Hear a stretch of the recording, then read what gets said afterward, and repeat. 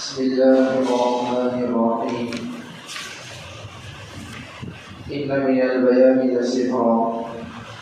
والذين جاهدوا فينا لنهدينهم سبلنا وإن الله لمع المحسنين. صدق الله العظيم وصدق رسوله النبي الأمين الكريم ونحن على ذلك لمن الشاهدين والشاكرين والحمد لله رب العالمين. محترم اللہ تبارک و تعالیٰ کا ہم پر بڑا فضل و کرم ہے، ہم پر بڑا احسان ہے کہ اللہ پاک نے ہمیں اشرف المخلوقات بنا کر پیارے حبیب حضرت محمد مصطفیٰ صلی اللہ علیہ وسلم کے اوپر میں پیدا فرمایا۔ علامہ نووی رحمۃ اللہ علیہ نے ایک بات لکھی ہے، مجاہدہ یعنی مجاہدہ کے لفظی معنی ہے کوشش کرنا، محنت کرنا۔ جہاد بھی اسی سے نکلا ہے، اس لیے کہ عربی زبان میں جہاد کے معنی لڑنے کے نہیں ہے بلکہ محنت اور کوشش کرنے کے، اور لفظ مجاہدہ کے معنی بھی یہی ہے، یعنی کوشش کرنا۔ اور قرآن اور سنت اور صوفیہ کی اصطلاح میں مجاہدہ اس کو کہا جاتا ہے کہ انسان اس بات کی کوشش کرے کہ اس کے اعمال درست ہو جائے، اس کے اخلاق درست ہو جائے اور گناہوں سے بچ جائے اور اپنے نفس کو غلط سمت میں جانے سے بچائے، اس کا نام مجاہدہ ہے۔ حدیث میں نبی کریم صلی اللہ علیہ وسلم نے ارشاد فرمایا کہ اصلی مجاہدہ وہ ہے جو اپنے نفس سے جہاد کرے۔ لڑائی کے میدان میں دشمن سے لڑنا بھی جہاد ہے، لیکن اصلی مجاہد وہ ہے جو اپنے نفس سے اس طرح جہاد کرے کہ نفس کی خواہشات، نفس کی آرزوئیں، نفس کے تقاضے ایک طرف بلا رہے ہیں اور انسان نفس کے تقاضوں اور آرزوؤں کو پامال کر کے دوسرا راستہ اختیار کرتا ہے، تو اس کا نام مجاہدہ ہے۔ لہذا جو شخص بھی اپنی اصطلاح کی طرف قدم بڑھاتا ہے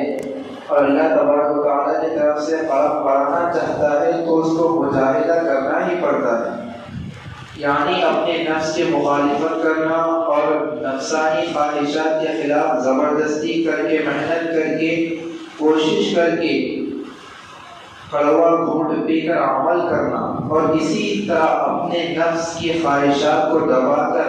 اور کچل کر اس کی خلاف ورزی کرنا، اس کا نام مجاہدہ ہے۔ ہمارا اور آپ کا نفس یعنی وہ قوت جو انسان کو کسی کام کے کرنے کی طرف ابھارتی ہے، وہ نفس دنیاوی لذتوں کا عادی بنا ہوا ہے، لہذا جس کام میں اس کو ظاہری لذت اور مزہ آتا ہے اس کی طرف یہ دوڑتا ہے۔ اس کی جبلت اور خصلت یہ ہے کہ ایسے کاموں کی طرف انسان کو مائل کرے کہ انسان سے کہتا ہے کہ یہ کام کر لو تو مزہ آ جائے گا، یہ کام کر لو تو لذت حاصل ہو جائے گی۔ لہٰذا یہ نفس انسان کے دل میں خواہشات کے تقاضے پیدا کرتا ہے۔ اب اگر انسان اپنے نفس کو بے لگام چھوڑ دے گا، بے محال چھوڑ دے اور جو بھی لذت کے حصول کا تقاضا پیدا ہو اس پر عمل کرتا جائے اور نفس کی ہر بات مانتا جائے، تو اس کے نتیجے میں پھر وہ انسان نہیں رہتا بلکہ جانور بن جاتا ہے۔ نفسانی خواہشات کا اصول یہ ہے کہ اگر ان کی پیروی کرتے جاؤ گے، اگر ان کے پیچھے چلتے جاؤ گے کہ ہمارا دل بولا یہ گناہ کر لو، ہمارا دل بولا یہ کرنا، اگر آپ اس کے پیچھے جائیں گے اور اس کی باتیں مانتے جائیں گے تو پھر کسی حد پر جا کر قرار نہیں آئے گا کہ نفسانی خواہشات کبھی ختم نہیں ہوتے موت تک۔ انسان کا نفس کبھی یہ نہیں کہے گا کہ اب ساری خواہشات پوری ہو گئی، اب مجھے کچھ نہیں چاہیے، یہ کبھی زندگی بھر نہیں ہوگا، اس لیے کہ کسی انسان کی ساری خواہشات اس کی زندگی میں پوری نہیں ہو سکتی، اس کے ذریعے کبھی قرار اور سکون نصیب نہیں ہوگا، زندگی میں پوری نہیں ہو سکتی۔ یہ قاعدہ کہ اگر کوئی شخص یہ چاہے کہ میں نفس کے ہر تقاضے پر عمل کرتا جاؤں اور ہر خواہش پوری کرتا جاؤں تو کبھی اس شخص کو قرار نہیں آئے گا، کبھی اس شخص کو سکون نہیں آئے گا۔ کیوں؟ اس لیے کہ اس نفس کی خاصیت یہ ہے کہ ایک لطف اٹھانے کے بعد اور ایک مرتبہ لذت حاصل کرنے کے بعد یہ فوراً دوسری لذت کی طرف بڑھتا ہے۔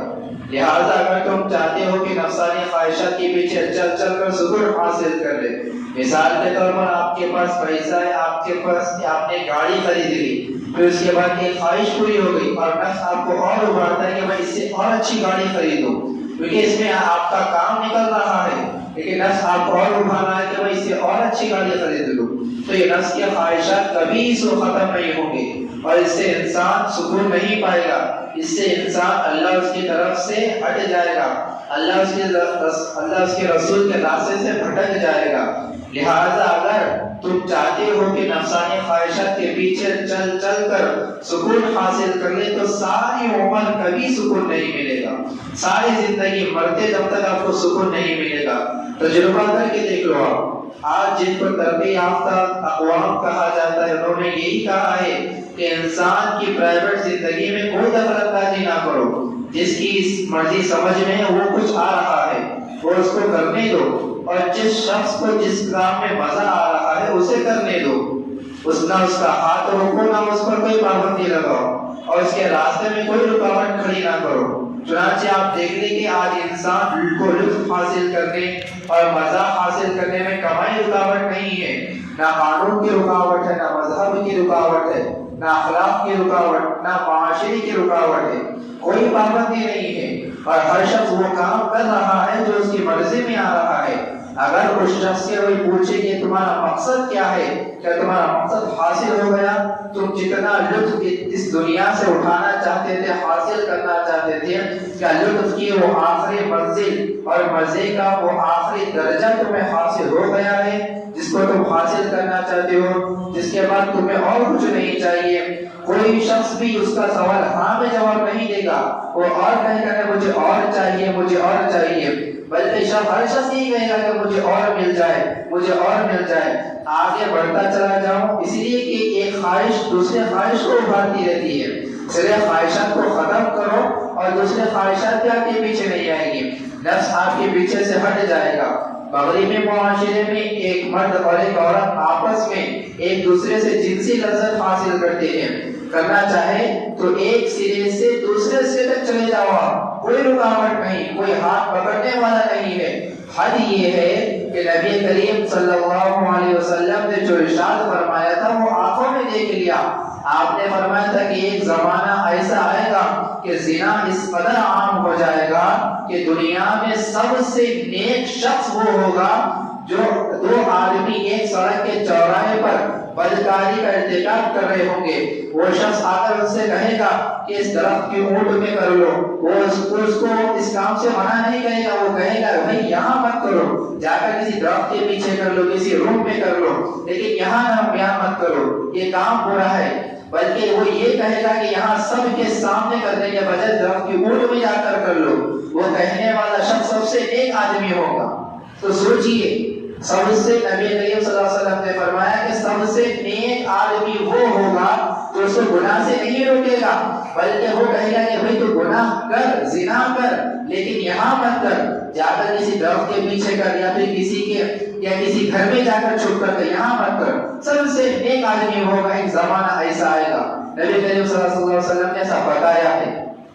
اور آج وہ زمانہ تقریباً آ چکا ہے، آپ تو دیکھ رہے ہیں، آج کھلا بغیر کسی رکاوٹ اور پردے کے یہ کام ہو رہا ہے۔ لہذا اگر کوئی شخص اپنے جنسی جذبات کو تسکین دینے کے لیے حرام طریقہ اختیار کرنا چاہے تو اس کے لیے دروازے چوپٹ کھلے ہوئے ہیں، لیکن اس کے باوجود زنا، باہر کے واقعات جتنے امریکہ میں ہوتے ہیں دنیا میں وہ کہیں نہیں ہوتے، حالانکہ رضامندی کے ساتھ یہ کام کرنے کے لیے کوئی رکاوٹ نہیں ہے، جو آدمی جس طرح چاہے اپنے جذبات کو تسکین دے سکتا ہے، وجہ اس کی یہ ہے کہ رضامندی کے ساتھ زنا کر کے دیکھ لیا، اس میں جو مزہ تھا وہ حاصل کر لیا، لیکن اس کے بعد اس میں بھی قرار نہ آیا، تو اب باقاعدہ یہ جذبہ پیدا ہوا کہ یہ کام زبردستی کرو، یعنی زنا کرنا ہے تو زبردستی زنا کرو، تاکہ زبردستی کرنے کا جو مزہ ہے وہ بھی حاصل ہو جائے۔ لہذا یہ انسانی خواہشات کسی مرحلے پر جا کر رکتی نہیں ہے، بلکہ اور آگے بڑھتی چلی جاتی ہے، اور یہ ہوس کبھی ختم ہونے والی نہیں ہے۔ آپ نے بیماری کا نام سنا ہوگا جس کو جوال بکر کہتے ہیں۔ اس بیماری کی خاصیت یہ ہے کہ انسان کو بھوک لگتی رہتی ہے، جو دل چاہے کھا لے، جتنا چاہے کھا لے، مگر بھوک نہیں مٹتی۔ اسی طرح ایک اور بیماری جس کو استسقاء کہا جاتا ہے، اس بیماری میں انسان کو پیاس لگتی رہتی ہے، گھڑے کے گھڑے پی جائے، کنویں کے کنویں ختم کر جائے، مگر پیاس نہیں بجھتی۔ یہی حال آج انسان کے خواہشات کا ہے۔ اگر ان کو قابو نہ کیا جائے، ان پر کنٹرول نہ کیا جائے، اور جب تک ان کو شریعت اور اخلاق کے بندھن میں نہ باندھا جائے، اس وقت تک اس کو استسقاء کی بیماری کی طرح لطف اور لذت کے کسی قوی مرحلے پر جا کر قرار نصیب نہیں ہوتا، سکون نصیب نہیں ہو پاتا، بلکہ لذت کی وہ ہوس بڑھتی چلی جاتی ہے۔ اس لیے اللہ تبارک و تعالی اس کے محبوب صلی اللہ علیہ وسلم نے فرمایا کہ نفسانی خواہشات کے پیچھے مت چلو، اس کا اتباع مت کرو، اس کی پیروی مت کرو، اس لیے کہ یہ تمہیں ہلاکت کے گڑھے میں لے جا کر ڈال دے گی، بلکہ اس کو ذرا قابو میں رکھو، اس کو کنٹرول کر کے شریعت کے معقول حدود کے اندر رکھو۔ اگر تم رکھنا چاہو گے تو شروع میں یہ تمہیں نفس ذرا تنگ کرے گا، تمہیں ستائے گا، تمہیں تکلیف ہوگی، صدمہ ہوگا، دکھ ہوگا۔ ایک کام کو دل چاہ رہا ہے مگر اس کو روک رہے ہیں، دل چاہ رہا ہے کہ ٹی وی دیکھے اور اس میں جو خراب چیز آ رہی ہے، جو خراب فلمیں آ رہی ہیں وہ دیکھے، یہ نفس کا تقاضا ہو رہا ہے۔ اب جو آدمی اس کا عادی ہے اس سے کہو کہ اس کو مت دیکھ اور اس نفسانی تقاضے پر عمل نہ کر، اگر وہ نہیں دیکھے گا اور آپ اس سے روکے گا تو شروع میں اس کو وہ دقت ہوگی، مشقت ہوگی، تکلیف ہوگی، برا لگے گا، اسی لیے کہ وہ دیکھنے کا عادی ہے، اس کی عادت بن گئی ہے ٹی وی دیکھنا، اس کو دیکھنے بغیر چین نہیں آتا، لطف نہیں آتا۔ لیکن ساتھ میں اللہ تبارک و تعالی نے اس نفس کی خاصیت یہ رکھی ہے کہ اگر کوئی شخص اس مشقت اور تکلیف کے باوجود ایک مرتبہ ڈٹ جائے کہ چاہے مشقت ہو، چاہے جتنی تکلیف ہو، چاہے دل پر آرے چل جائے،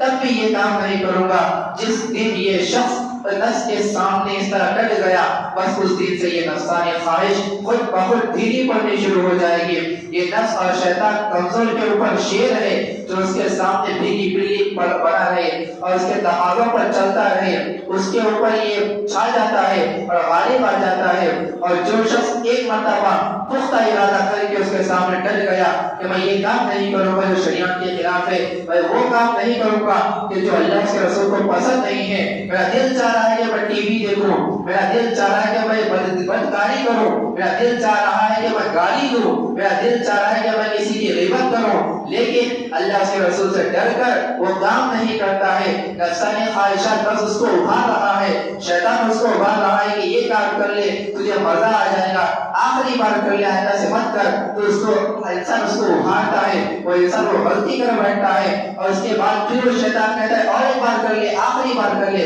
اس کو شیطان ابھارتے رہتا ہے۔ اسی طرح خواہش کے پیچھے خواہش آتی جاتی ہے۔ تو اللہ تعالیٰ نے فرمایا جو اس کے سامنے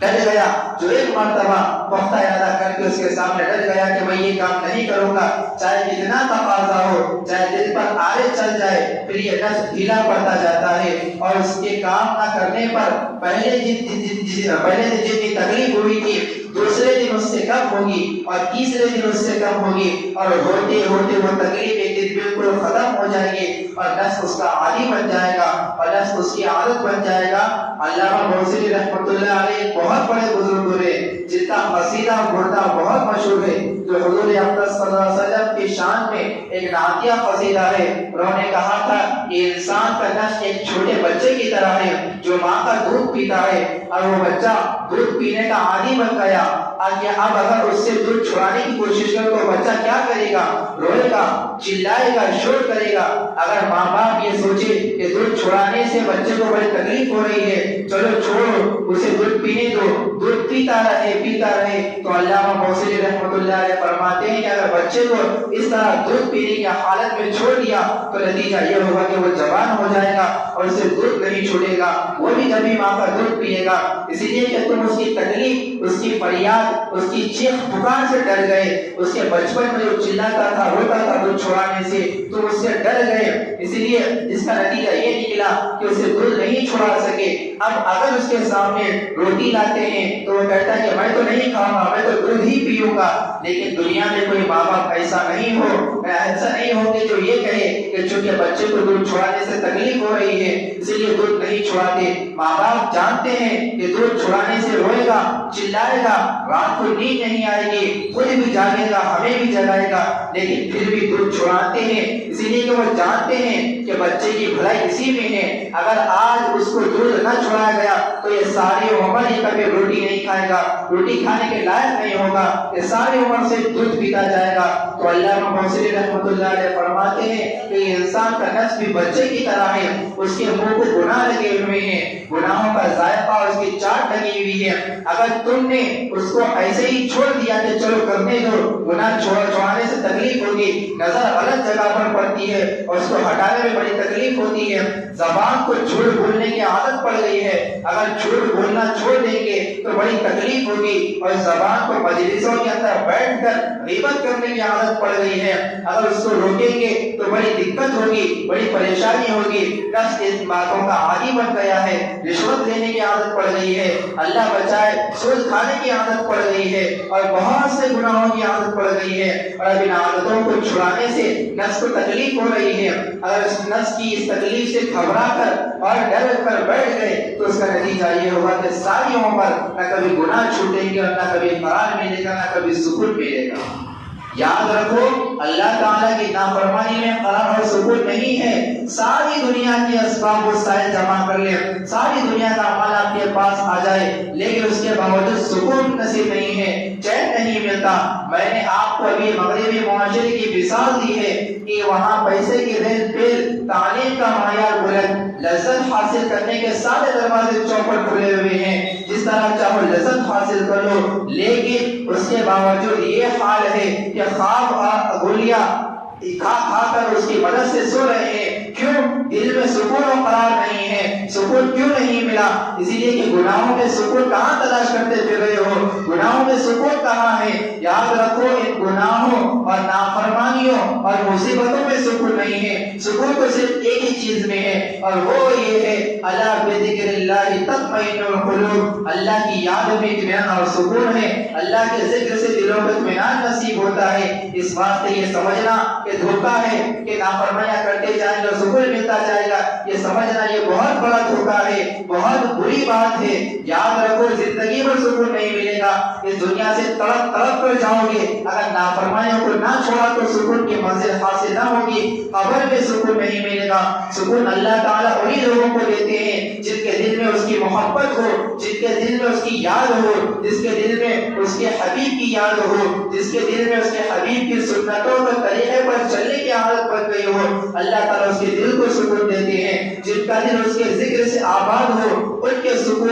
اور اطمینان کو دیکھو، ظاہری طور پر پریشان حال بھی ہے، فقر و فاقہ بھی گزارتا ہے، لیکن دل کو سکون اور قرار کی نعمت میسر ہے۔ ایک ٹائم کا کھانا نصیب نہیں ہوتا لیکن پھر بھی دل میں سکون ہے، قرار ہے۔ لہذا اگر دنیا کا بھی سکون حاصل کرنا چاہتے ہو تو ان نافرمانیوں اور گناہوں کو تو چھوڑنا پڑے گا، اور گناہوں کو چھوڑنے کے لیے ذرا سا مجاہدہ کرنا پڑے گا، نفس کے مقابلے میں ذرا سا ڈٹنا پڑے گا۔ اللہ کا وعدہ کبھی جھوٹا نہیں ہو سکتا، اور ساتھ ہی ساتھ اللہ تعالیٰ یہ وعدہ بھی فرما لیا ہے کہ والذین جاہدوا فینا لنہدینہم سبلنا، جو لوگ ہمارے راستے میں یہ مجاہدہ اور محنت کرتے ہیں، یہ ماحول کا،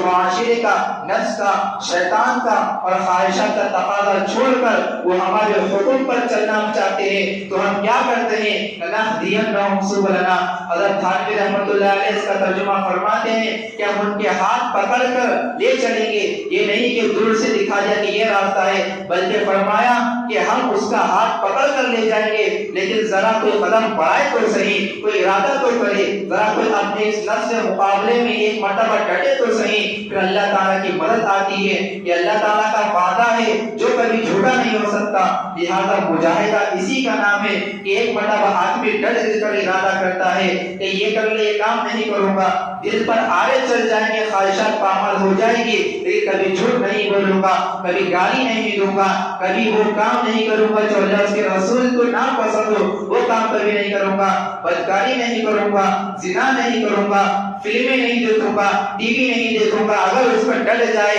لیکن یہ گناہ کا کام نہیں کروں گا، جس دل نفس کے سامنے ڈٹ گیا، اللہ تعالیٰ فرماتے کہ اس دل سے ہمارا محبوب ہو گیا، ہم خود اس کا ہاتھ پکڑ کر اپنے راستے پر لے جائیں گے۔ اسی لیے اسلام کے راستے میں سب سے پہلا قدم مجاہدہ ہے، اس کا عزم کرنا ہمارے دل میں ضروری ہے۔ آرزویں دل میں پیدا ہو رہی ہے، وہ چاہے برباد ہو جائے، چاہے ان کا خون ہو جائے، اب میں تو ارادہ کر لیا ہے کہ اب تو اس کا بنانا ہے، تیرا قابل مجھے، اب اس دل میں اللہ تبارک و تعالیٰ کے انوار کا نزول ہوگا، اب اس دل میں اللہ کی محبت جاگ اٹھے گی، اب یہ گناہ نہیں ہوں گے۔ پھر دیکھو کہ اللہ تعالیٰ کی طرف سے کیسی رحمتیں نازل ہوتی ہے اور آدمی اس راہ پر چل پڑتا ہے۔ یاد رکھو تو شروع میں تو یہ کام کرنے میں بڑی دقت ہوتی ہے کہ دل کو چاہ رہا ہے اور اللہ تعالیٰ کے خاطر اس کام کو چھوڑنے میں بڑی تکلیف ہو رہی ہے، لیکن بعد میں اس تکلیف میں ہی مزہ آنے لگتا ہے اور لطف آنے لگتا ہے جب بھی یہ خیال آتا ہے کہ میں نفس کو جو کچل رہا ہوں اور آرزوؤں کو جو خود کر رہا ہوں، آرزوؤں کا یہ اپنے مالک اور خالق کے خاطر کر رہا ہوں، یعنی اپنے اللہ اس کے رسول کے خاطر کر رہا ہوں، اس میں جو مزہ اور کیفیت ہے آپ ابھی اس کا تصور نہیں کر سکتے۔ ماں کو دیکھیے کہ اس کی کیا حالت ہوتی ہے کہ سخت سردی کا عالم ہے اور کڑکڑاتے جاڑے کی رات ہے، لحاف میں لپٹی ہوئی ہے اور بچہ پاس پڑا ہے، اس حالت میں اس بچے نے پیشاب کر دیا۔ اب نفس کا تقاضا تو یہ ہے کہ گرم بستر چھوڑ کر کہاں جاؤں، یہ تو جاڑے کا موسم ہے، گرم بستر چھوڑ کر جانا تو بڑا مشکل کام ہے، لیکن ماں یہ سوچتی ہے کہ اگر میں نہ گئی تو بچہ گیلا پڑا رہے گا، اس کے کپڑے گیلے ہیں، اسی طرح گیلا پڑا رہے گا تو میں اس میں بخار نہ آ جائے، اس کی طبیعت خراب نہ ہو جائے۔ وہ بیچاری اپنے نفس کا تقاضا چھوڑ کر سخت کڑکڑاتے جاڑے میں جا کر باہر جا کر ٹھنڈے پانی سے اس کے کپڑے دھو رہی ہے اور اس کے کپڑے بدل رہی ہے۔ یہ کوئی معمولی مشقت ہے، معمولی تکلیف ہے، لیکن ماں یہ تکلیف برداشت کر رہی ہے۔ کیوں؟ اسی لیے کہ اپنے بچے کی کامیابی اور اپنے بچے کی صحت ماں کے پیش نظر ہے، اسی لیے وہ سخت جاڑے میں اپنے نفس کے تقاضے کو پامال کر کے یہ سارے کام کر رہی ہے۔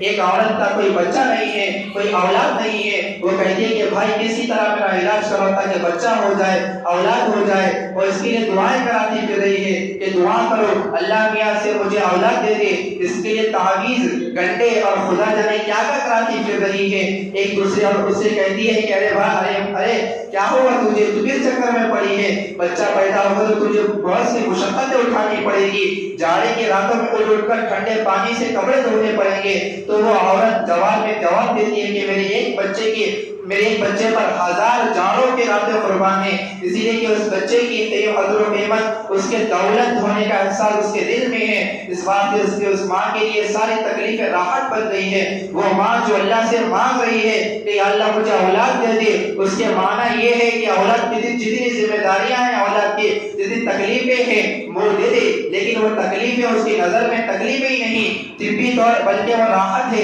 اب جو ماں جاڑے کی رات میں اٹھ کر کپڑے دھو رہی ہے، اس کو طبعی طور پر تکلیف تو ضرور ہو رہی ہے، لیکن عقلی طور پر اسے اطمینان ہے کہ میں یہ کام اپنے بچے کی بھلائی کی خاطر کر رہی ہوں۔ جب یہ اطمینان ہوتا ہے تو اس وقت اسے اپنے آرزوؤں کو کچلنے میں بھی لطف آنے لگتا ہے۔ اسی لیے جو اب ہم جو نفس کا تقاضا کرتے ہیں، نفس کو کچل رہے ہیں، اس میں ہم یہ خیال کریں کہ میں جو نفس کو میں دور کر رہا ہوں، جو غلط کام نہیں کر رہا ہوں، گناہ نہیں کر رہا ہوں، صرف اللہ اس کے رسول کی خاطر نہیں کر رہا ہوں، تو کوشش کرے کہ ہم اللہ اس کے رسول کے راستے پر چلے، اللہ کے حکم کے مطابق زندگی گزارنے کی کوشش کرے، اس کے محبوب کے سنتوں کے مطابق زندگی گزارنے کی کوشش کرے۔ اور آگے فرماتے ہیں کہ اپنے بچوں کی حفاظت کرنا ہے۔ جنات اپنے وجود کے اعتبار سے ترقی کرتا ہے تو یہ ارواح کہلاتا ہے، اور شیاطین سے، ان جنات سے اپنے بچوں کو بچاؤ۔ اور اللہ کے محبوب صلی اللہ علیہ وسلم نے فرمایا کہ مغرب کے وقت اپنے معصوم بچوں کو گھر سے باہر نہ نکالو، اسی بجلی کے جو ارواح نکلتے ہیں بچوں پہ سوار ہو جاتے ہیں اور اپنے بچوں کو پریشان کرتے رہتے ہیں، تڑپاتے ہیں، رلاتے ہیں، اور یہ ارواح جب ترقی کرتے ہیں تو خبیث بن جاتے ہیں اور ان کا ٹھکانہ بد اخلاق میں ہو جاتا ہے، اور جب زیادہ ترقی کرتے ہیں تو یہ مارد بن جاتے ہیں اور یہ آسمان پر چڑھتے ہیں، چڑھنے میں آسمانوں پر چڑھتے ہیں، آسمان کی طرف چڑھتے ہیں تو فرشتے ان شہاب سامنے میں سے انگارے مار کر انہیں نیچے بھیجتے ہیں۔ تو اپنے بچوں کی حفاظت کرو اور اللہ اس کے رسول کے حکم کے مطابق زندگی گزارنے کی کوشش کرو۔ آخر میں اللہ پاک سے دعا ہے کہ اللہ تعالی ہمیں ہمارے صغیرہ کبیرہ گناہوں کو معاف فرمائے، ہمیں اس کے اور اس کے حبیب کی پکی سچی محبت ہمارے دلوں کے اندر پیدا فرمائے۔ آمین یا رب العالمین، والحمد للہ رب العالمین۔